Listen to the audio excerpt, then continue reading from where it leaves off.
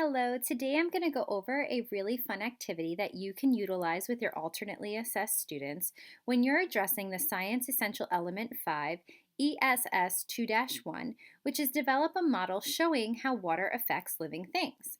So not only are we going to go through a graphic organizer on a Jamboard, but I'm also going to show you a really fun experiment that you can do with your students, whether they're able to participate and follow along with all the steps as you do them, or if you actually model it for them and then you're able to check in with them on how that's going. So we'll do that after we go through our water cycle diagram and go through our Jamboard. But when you're working on the water cycle and you're talking about that to your students and going through and describing all the different steps, I'm going to show you how you can then have your students participate by utilizing a PDF that you would then differentiate for your various learners. So let's go along to show you that.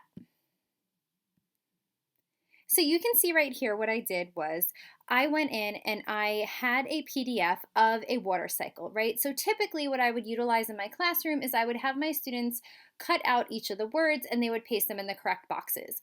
I would still do something very similar where I would highlight different words or I would highlight the boxes so that I would be able to support my early learners so they would know exactly where it was that the water cycle words within the water cycle where they would go.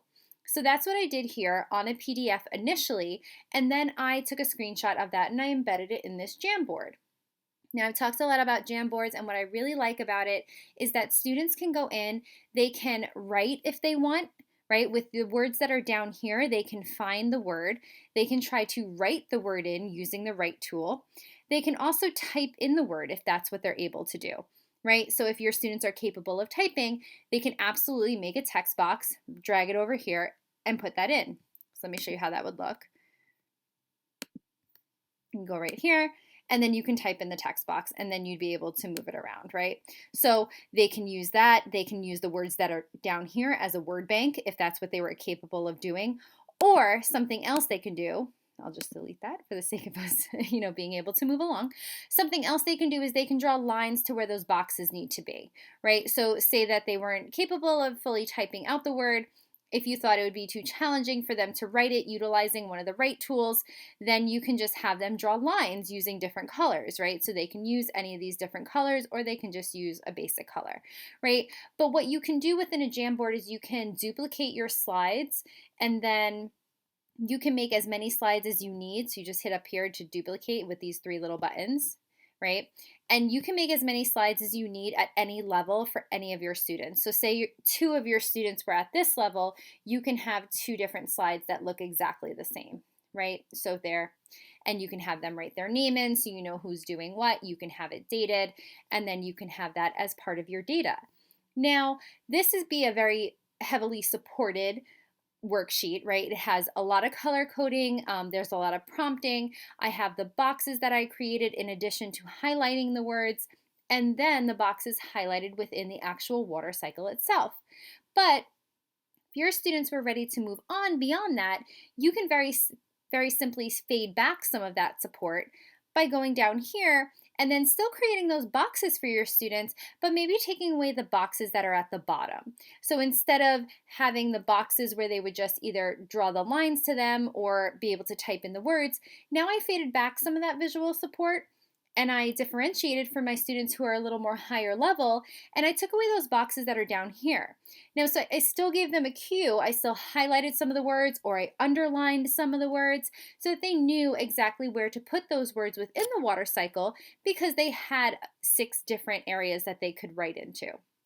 So again, this would be a level a little bit higher, but you can absolutely continue to differentiate for your students and say you had another student that was at this level, you can very simply just go in, hit those 3 dots, and then hit duplicate, right? And there you go. You'd have more than just one slide if there were 2 students who were at that level so that maybe student A can do this one, and then when you're ready, you can move on. You can have student B write in their name, and they'd be able to do the exact same thing.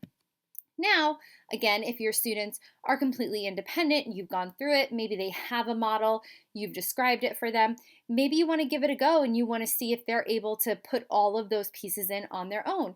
And you can absolutely do that too without any sort of color coding support, without any having them, drag and drop anything anywhere.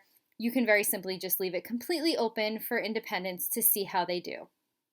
So now that we went through those steps of the water cycle, I'm going to show you a really fun experiment, and it might actually be really interesting for you to work with your students on this diagram of the water cycle, this worksheet, before you do this experiment, and then maybe again after, to really see whether or not your students are able to obtain that objective.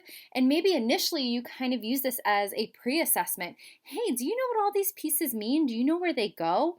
And then you work on this experiment with them, you talk about it, you go through it, you observe, you do your observations for a few days, and then maybe afterwards you check back in with them and you bring this up again to see, did they learn anything from this experiment? Are they now able to use not as many supports and able to fill in their worksheet at a higher level with more rigor?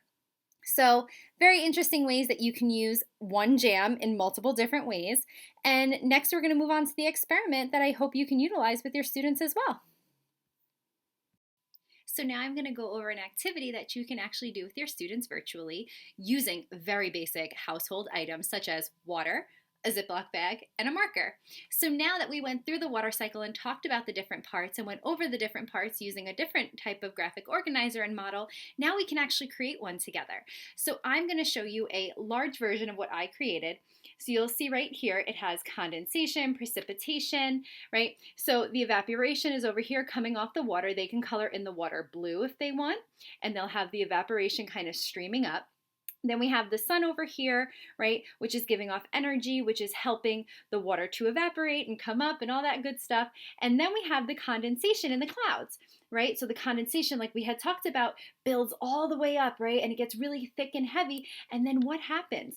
Then there's precipitation, right? And the precipitation comes down and up on top of these mountains. It's in the form of some snow, right? So you get as creative as you want. You can make it as basic as you want. And then you just have all your different examples, right? I used a big gallon size baggie, right? But I held up a piece of paper just so you can check it out, right? And see all the different parts. But you can have your students, draw some clouds, draw the sun, draw some water, and then you're good. So what you would do after you do this, and you can do a big bag, you can do a small bag, whatever size you want, right? You can even use those little, even smaller snack size bags if that's easier for them to manage. So now we drew all of our examples of the atmosphere and we drew our water cycle. Now we just need the water, right? So now you're going to take your baggie, you're going to take some water, you can have a cup, you can have them run it under the faucet, and then you're going to pour that water into the baggie. Get it in there nice and easy. This bottle helped me to pour it. So now here you go. Here's my water, right? What you can do is you can add some food coloring if you want, if it makes it easier for your students to see. You can absolutely do that. But we just have some water. You don't even need that. It's just basic. We have it down there. It's listed as water. And then you take your baggie and they can tape it to a window, right? You can tape it to your window and every day have your students check and see when you can actually see the precipitation.